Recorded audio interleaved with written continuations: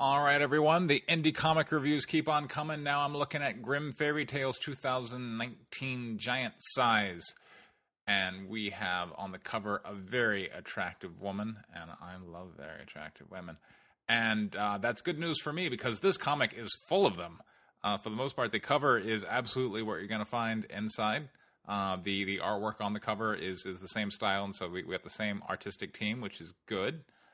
And looking now, one thing I gotta pick some nits here.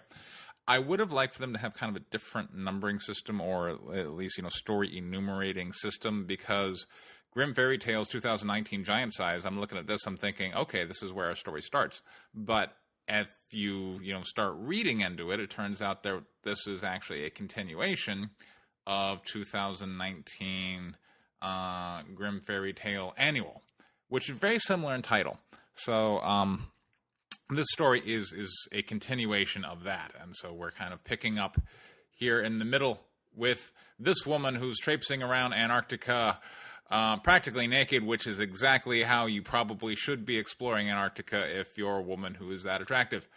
And unfortunately, she is quickly dispatched by this person who is I guess an ally of Merlin. So we have this flashback of the annual, and then now we go to Master Sang.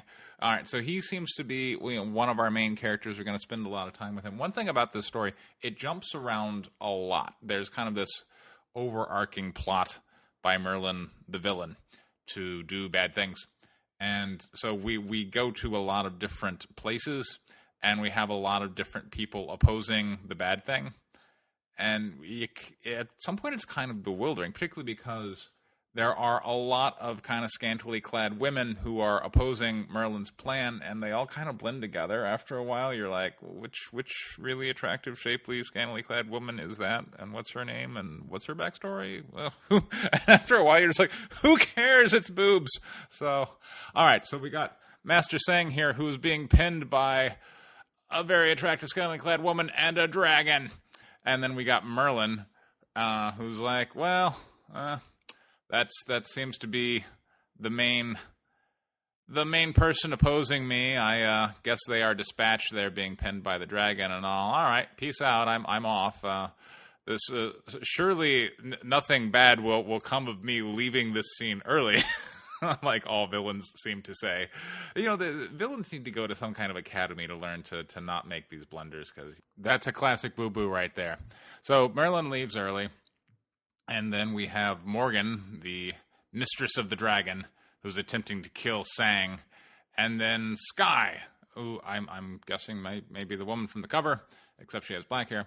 Anyway, comes in and rescues them, and she frees Sang. And then, here comes Morgan with her dragon. Kaboom. Take care of Merlin. I've got this. Morgan, I am so tired of fighting your stupid dragon. And you, like my new sword, I'm learning it has all kinds of cool powers. And then, boom, like dragon is. I really like the artwork here. It's very enjoyable.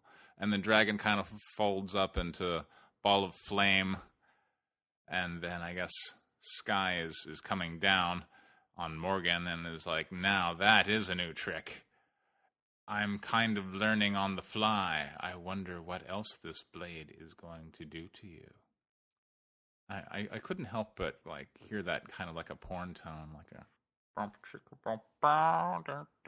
and like it's totally like, I'm sorry, this scene is absolutely set up for them to kiss, but unfortunately Merlin disrupts our plans by transforming into a god or something, some type of, like the power of God has been poured into man, and who can handle such power? And now he's crazy and he's going to do bad things. So, boom, that disrupts our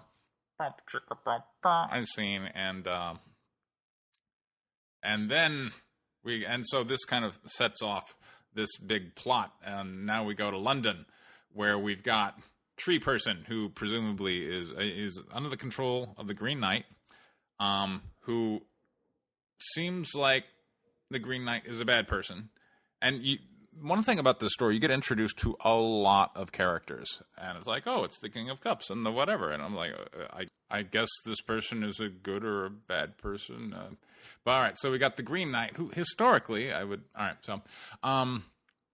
Green Knight is like, it is my greatest creation. You cannot hope to stop it. And then she comes in and he's like, well, then maybe I'll just stop you. At least then I won't have to listen to your... And the first time I read... The lettering here is, that's yapping. But the first time I read this, I thought it was, I don't have to listen to your vaping.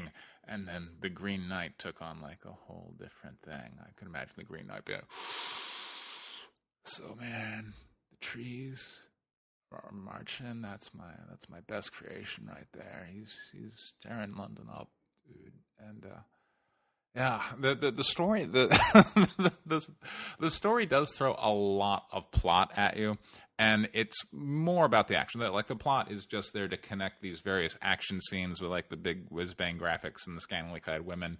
And I like big whiz bang graphics and scantily clad women, but I find myself kind of going on these stream of consciousness things of, oh, wouldn't that scene be interesting if the Green Knight was like totally a ganja person? So, all right, but lo and behold, big surprise, the Green Knight seems to be defeated, and then we get some other, just big ton of battle scenes, and then at long last it is revealed that the Green Knight is Lance. I don't know who Lance is. Maybe I would have known if I would have read the prior issue. I'm assuming Lance is significant, and more or less, we're often running on this global conspiracy that we have to stop that goes all over the place. So, next stop on this thing is the pyramids in Egypt. Oh, but we also got a pyramid in Mexico, a pyramid in Nepal, a pyramid in Antarctica. And we're going to all these places. So, now I think at this point we have now returned maybe back to where our story started, which was Antarctica, where the woman who was traipsing around Antarctica practically naked was dispatched.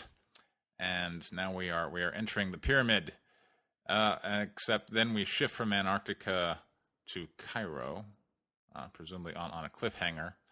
And here we are seeing a battle between, fortunately, the Pharaoh lets us know who he is battling.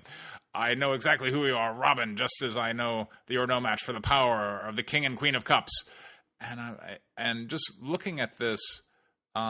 as this battle opens, like, I have no idea who is on what side, or really why this battle is significant to Merlin's greater plan, outside of them mentioning that Cairo was a pyramid that Merlin set up. And I don't know who I'm cheering for, but I guess cheering for the scantily clad woman is in general kind of a good idea. But then the Queen of Cups puts one of these D&D spells on her where, mud hands come up and grab her hands and is like, well, now apparently they all attended the same villain school because they're like, yeah, well, that nicely resolves that issue. Hey, let's just wander off now. I'm sure she's going to be completely taken care of and this absolutely won't bite us in the butt at all. But eventually we come back to Master Sang.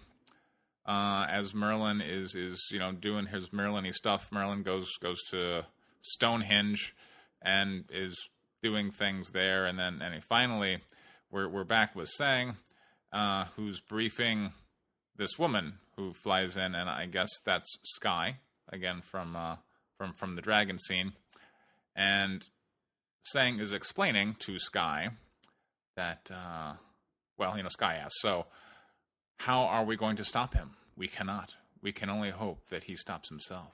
What are the chances of that? Not good. And then my mind, because this artwork is a little suggestive, my mind is imagining saying, like, so the world might end with Merlin and there's nothing we could do about it. And, this could be our last chance to, But alas, no. Instead, we get back with Merlin, who has a showdown with Skeletor, except the joke's on Skeletor because Merlin is also Skeletor, and we have a Skeletor face-off. I bet you always wanted to see one. There we go, Skeletor face-off. And then Merlin emerges triumphant over his Skeletor brother, And the action is just kind of off and running, and it's comic book action. It's a lot of fun. The story doesn't take itself too seriously. I recommend it. I think this is certainly enjoyable.